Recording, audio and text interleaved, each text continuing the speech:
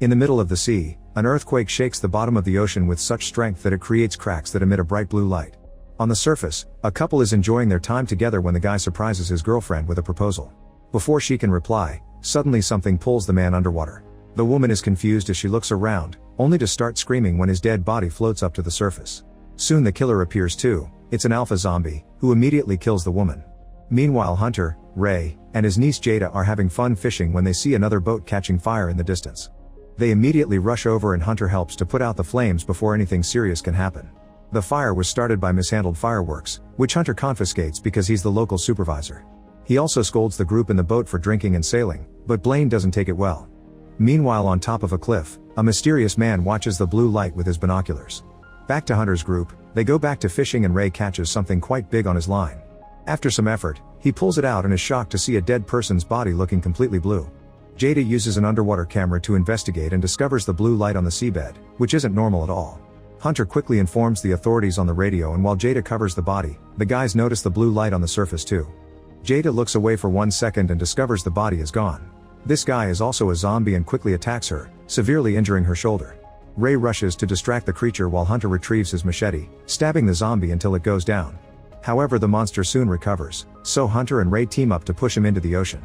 In town, Hunter's girlfriend Kenzie and her daughter Sam receive a call from Hunter, who wants Kenzie to help Jada because she's a doctor. Kenzie quickly leaves to meet her husband while Sam stays with her friends to attend a concert. Sam meets the singer Dag and sparks fly between them. Soon Kenzie and an ambulance pick up Jada and take her to the hospital, where she's checked on by the doctors while Ray keeps her company. In the meantime Hunter meets with Sheriff Oconee and they agree to investigate the strange incident together. They take Hunter's boat and can already see the blue light on the surface. Hunter sends the camera again and discovers a wreck with a crack that is emitting the mysterious light. The ship doesn't have the plaque with name and designations, which is also strange. Nearby, there's a weird being swimming around. Hunter says the attacks may be coming from zombies and shares his experience, but Oconee laughs at the idea. At that moment, a big horde of zombies appears in the water and starts swimming toward them, so Oconee now believes Hunter's story. While Hunter calls Kenzie to tell her to isolate Jada, Hunter calls for help and tells his colleagues to evacuate everyone in the area. The tsunami siren stars wailing on the beach and people stare in shock at the sea as they notice the water moving backwards. Hunter and Oconee wants to go back to help the civilians, however they freeze when they see a huge wave full of zombies behind them. As people panic about the incoming tsunami, Hunter tries to get the boat going as fast as possible but it still gets caught in the wave and the guys have no choice but to hide. In just a few seconds, the zombie tsunami reaches the shore and absolutely destroys the area, leaving zombie bodies on every corner. Hunter and Oconee make it safely to the shore too and Oconee pulls out his gun on a zombie, but he decides to save bullets for now. At the hospital, Kenzie informs Ray that most of the staff has been evacuated so Jada won't be seen for a while, meaning she and Ray will have to stay in quarantine for now. Back on the beach, there are quite a few survivors, so Hunter and Oconee try to warn them of the danger. However, it's too late. The zombies that crashed with the wave are waking up and more are coming out of the sea to attack every person they can reach. Most survivors end up becoming zombies too, making the horde even bigger. Oconee and Hunter use their gun and machete to kill a few zombies, however there are too many of them and people keep on getting killed. Hunter finds a boat and uses the engine to kill a bunch of monsters at the same time, allowing a group of people to escape. Meanwhile Sam and her friends see the attack from a building and they try to call their parents, but everyone is too busy panicking to answer the phone. At the hospital, Jada wakes up only to die a second later. She immediately awakens again as a zombie and tries attacking Ray, but at that moment a doctor comes in and Jada jumps to bite him instead. Ray uses the chance to quickly run out of the room. Back to the beach, Oconee kills another zombie with an umbrella. No matter how many they kill though, the numbers keep on growing and the wounded zombies continue to move, so Oconee and Hunter decide to run away and get reinforcements. When they get in the truck, they suddenly scream at a presence in the back, but it's just Blaine and his girlfriend hiding. The guys agree to help them and the truck takes off. In the meantime, the mysterious binocular guy reaches the beach and approaches a zombie with a crowbar in hand. In the hospital, Kenzie comes out of a room and is horrified to discover Jada has killed her whole staff. Jada starts chasing her and when Kenzie runs through the corridor, Ray pulls her into a room and locks the door, which Jada starts pounding on. Unfortunately the staff soon also turns into zombies and helps Jada push until they finally manage to break in, so Ray and Kenzie have to start running again. They make it to another section of the hospital and find a zombie on a wheelchair, not to mention Jada is still following them. The duo has to keep on running and find a way to escape. Minutes later, Oconee and the others reach the police station and run as fast as possible when they see more zombies coming. The monsters almost reach Blaine, so he pushes his girlfriend towards the horde as bait and joins the other inside. While the zombies pound on the windows, Hunter calls Blaine out for what he did, causing Blaine to snap and take a gun from an officer. He demands to have the weapons from the armory, and when the others refuse, he shoots the officer. Then Blaine tries to run to the armory, so Hunter quickly knocks him out. Back to Sam and her friends, they leave the building and start running through the streets. They have to push away a zombie and the horde turns onto another running group, bringing down a few of their members. A few blocks later, Sam's group decides to hide in a market, but this place is full of zombies as well. Dag trips and hurts his ankle, so Sam has to help him walk. The other guy immediately is killed and the group splits. Tani pushes a few zombies off before rushing outside while Sam and Dag run to the back. At the police station, Akoni keeps on trying to radio for help, but nobody answers. Then Akoni takes an envelope from a safe that says Revoke Pharmaceuticals and shreds it while Hunter isn't looking. Speaking of Hunter, he logs into the maritime registry and finds the ship they saw at the bottom of the sea. It's registered under Revoke Industries and its status says salvaged and junked, which means the company hid the wreckage. At that moment the zombies finally break the windows, so Hunter and Akoni go to the armory to grab weapons. Hunter is more interested in the confiscated objects and gets a cool sword with a double blade. On their way out, a handcuffed Blaine asks them to take him too, but they ignore him. Using police shields, the duo pushes their way through the horde at the door, and while Akoni shoots the closest ones, Hunter uses a bazooka to finish off the group coming from the street. Unfortunately, the zombies are still moving, and to make matters worse, a second zombie tsunami is approaching. The duo escapes on the truck, and as they drive through the woods they encounter the alpha zombie, so they drive over him. However, the monster is just fine. Back to Sam and Dag, they make it to the parking lot and find his van, where a band member is chilling. He's had the headphones on all along and didn't know what was happening. The guy opens the van for the others before he tries to be a hero, but he can't fight so many zombies at the same time and is quickly killed. Sam and Dag lock the doors and try to escape, but the van won't start. Meanwhile, Tani manages to leave town and runs through the woods as the zombies still follow her. She sees a house in the distance and rushes to the front gate, where Marty sees her on the security cameras. This is the mysterious guy from earlier, who has captured a zombie and keeps it hidden in the basement to study it. Marty asks her to show the back of her head to confirm she wasn't bitten and finally opens the gate when he sees she's clean.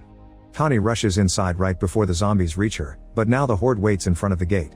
Then Tani borrows Marty's radio and calls her dad, who turns out to be Akoni.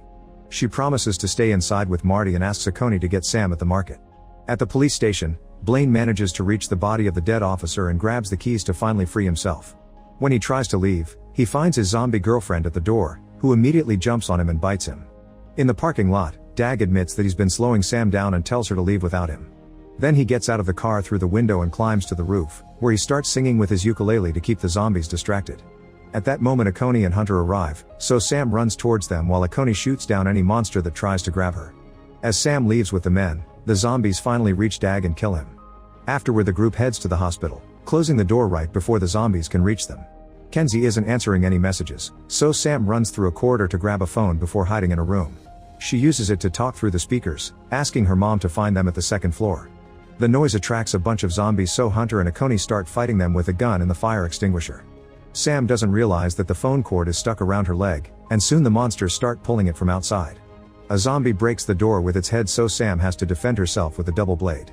At the same time Hunter grabs two wires from the power box and electrocutes a zombie, which starts an electricity chain that jumps from creature to creature and kills them all. Then Kenzie and Ray arrive in the elevator.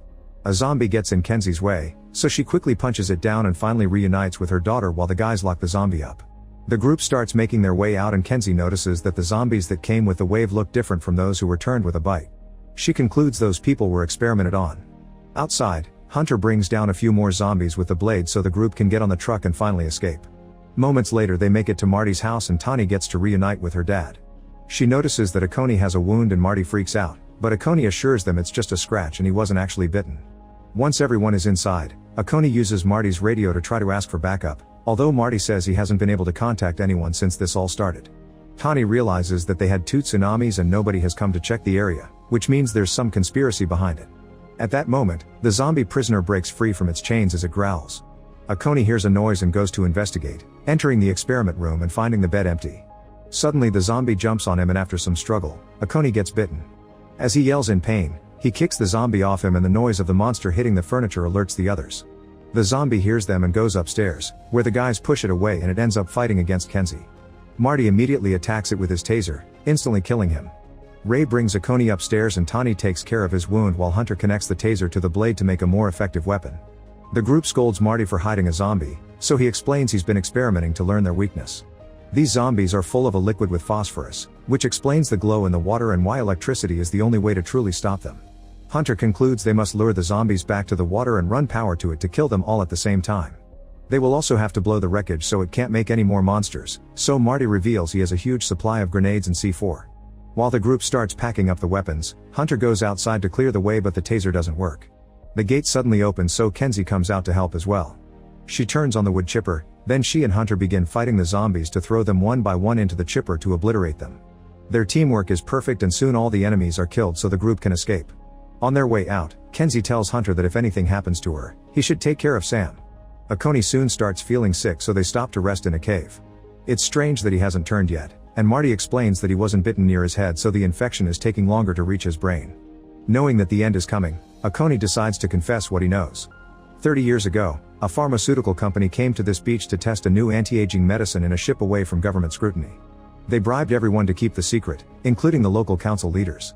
Akoni agreed to help because they promised to provide his wife with medical care, but sadly she died anyway. However, the medicine wasn't actually ready for human trials and caused terrible side effects, so the company shipped out the patients and the staff before sinking the ship with the infected people inside. They also removed the identification plaque because it had the company logo on it. Kenzie suspects those weren't side effects and that making weapons out of humans was the company's intentions all along. At that moment the zombies find them and attack. Hunter finally makes the taser blade work and starts killing the creatures with Marty's help while the others run away. On the way out, Tani must leave Akoni because he finally dies, but she makes sure to put a grenade in his hand. Once all the zombies are down, Hunter and Marty join the others and get out of the cave. Before leaving, Tani watches how Akoni wakes up as a zombie and in his last seconds of clarity, he activates the grenade. The explosion blocks the cave and stops more zombies from following them. Moments later the group makes it to the beach and splits to carry on the plan.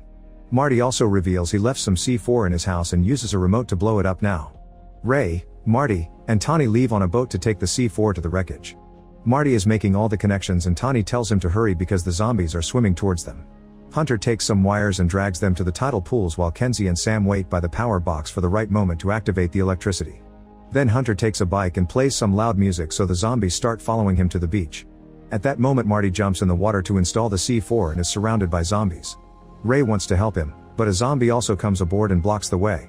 By the time Tani pushes the creature off, it's too late and Marty has already been killed. When Hunter is about to make it to the pools, the vehicle gets stuck in the sand and he has to continue on foot. Suddenly he's found by the alpha zombie, who pushes him to the ground. The taser in the blade is failing again, so Hunter has to fight him with normal hand-to-hand. The alpha zombie immediately disarms him and grabs his wrists, thus Hunter kicks him a few times to get him off. Kenzie sees all this and rushes to get the bike unstuck, playing the music again to finally guide all the zombies to the tide pools. Hunter continues to fight the alpha zombie and when he gets grabbed by the neck, he uses the chance to take out a hidden knife and cut off the zombie's arm. At the boat, Tani continues to shoot the zombies that try to get aboard but they just keep on coming. Ray gives her a life jacket and tells her to escape as her dad would have wanted, so she jumps into the sea. The alpha is still fighting Hunter, who kicks him before retrieving the blade. The taser finally works and he manages to cut the zombie's head off, kicking him into the pool at the same time that Sam finally gets the power box to work, electrocuting all the zombies in one go. Once Tani has swum far enough, Ray says goodbye to Hunter through the radio and activates the C4, dying in the resulting explosion. A huge wave forms and begins approaching the beach, so Hunter has to run away. He finds his way blocked by a zombified Blaine and takes great pleasure into stabbing him with the blade, making his head explode. Then Hunter manages to escape right before the wave hits the shore. He reunites with Kenzie and Sam, who are helping Tani out of the water. The couple kisses and the family watches the Coast Guard ship coming in the distance. Make sure to subscribe and turn on notifications so you can watch more videos like this. Thanks for watching.